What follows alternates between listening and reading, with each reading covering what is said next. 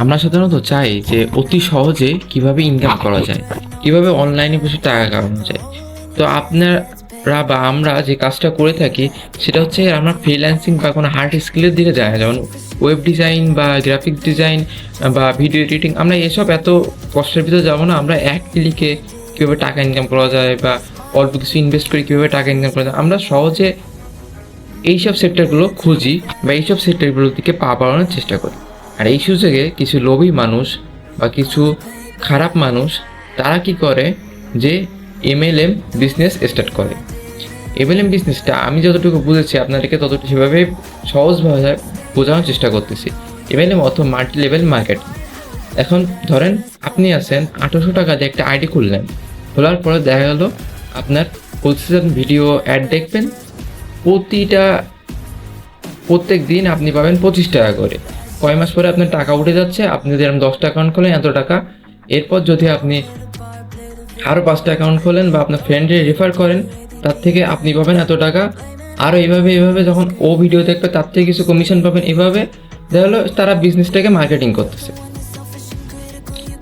এখন আপনি কি কখনো এইভাবে হিসাব করে দেখেছেন যে তারা কি অ্যাকচুয়ালি প্রত্যেকটা লোকের লাভের জন্য কাজটা করতেছে নাকি তারা তাদের লাভের জন্য করতেছে?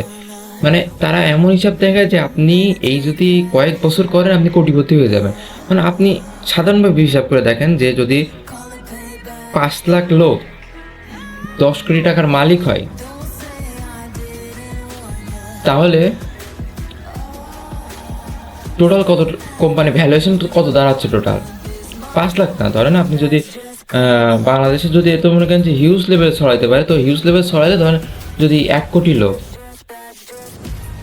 10 কোটি করে মালিক হয় তাহলে আপনি হিসাব করেন তো, তাহলে হচ্ছে কি কত কোটি টাকায় যায় ব্যাপারটা। তো মানে ব্যাপারটা অনেকটা এরকম হয়ে যাচ্ছে যে তারা যে হিসাব দিচ্ছে সেই হিসাবে যদি সবাই লাভবান হয় তাহলে সেক্ষেত্রে ব্যাপারটা এমন দাঁড়াচ্ছে যে ধরেন কোম্পানিতে যারা ইনভেস্ট করতেছে আজ হোক কাল হোক সবাই লাভবান হবে। আচ্ছা ভাই ঠিক আছে, কোম্পানির কি প্রোডাক্ট, কি কোনো প্রোডাক্ট নাই, প্রোডাক্ট হচ্ছে কি রেফার করো, এই করো তাই করো, অমুক তমুক, এই হচ্ছে কি অ্যাড দেখো। তো লাস্টে যে ধরেন কোম্পানির যে ভ্যালুয়েশনটা দাঁড়াচ্ছে সেটা দেখা গেল যে বাংলাদেশের টোটাল জিডিপির থেকে কয়েক গুণ বেশি। মানে মানুষটি কীভাবে বলদ বানাচ্ছে তারা সেটা একটু হিসাব করে দেখেন।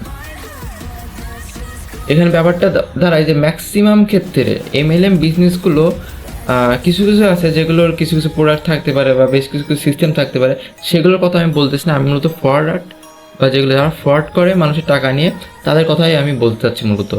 তো এক্ষেত্রে যে জিনিসটা হয় যে প্রথম দিকে যারা থাকে, প্রথম সারি যারা অনেক বেশি রেফার করে বা অনেক দিন ধরে কোম্পানিতে থাকে, তারা দেখা গেল আপনার কিছু অঙ্কের টাকা মানুষের কাছ থেকে মারতে পারে বা মানুষের টাকা নিয়ে তারা দেখা গেলো কিছু টাকা নিয়ে বড়লোক হইতে পারে। কিন্তু যারা নিচ লেভেলে থাকে, ধরেন আপনি অনেক সুন্দর প্ল্যান নিয়ে মাঠে নামছেন যে আমি এত 1000 বা 10,000 লোককে আমি রেফার করব, বাট কোম্পানি শুরু হয়েছে 1 বছর আগে। কোম্পানির উপরের দিকে যারা আছে তাদের প্ল্যান হচ্ছে যে আজকে আমরা কোম্পানিটাকে শাটডাউন করে আমরা দেশের বাইরে চলে যাব। এখন কথা হচ্ছে যে আপনি আজকে ঢুকলেন, আপনার টাকা তো ওই জায়গায় মারা হয়ে গেল। তো ব্যাপারটা অনেকটা এরকমই আর কি। আর মোট কথা কি যে আমরা হচ্ছে গিয়ে কষ্ট করে কোনো কিছু করতে চাই না বা সব কিছু সহজেই পেতে চাই, এই জন্য সহজেই আর কি আমরা ধরা খেয়ে যাই।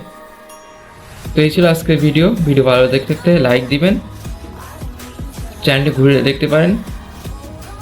চ্যানেলে যে কথাবার্তাগুলো বলা হয় বা যে বিজনেস আইডিয়াগুলো দেওয়া হয় সেগুলো আপনাদের মনে হতে পারে যে এগুলো একটু কষ্টকর হইতে পারে, কিন্তু আসলে আমি যতটুকু পারি যে আমার কাছে মনে হয় যে এগুলো কাজ করবে, তো সেই হিসাবে আমি বলার চেষ্টা করি।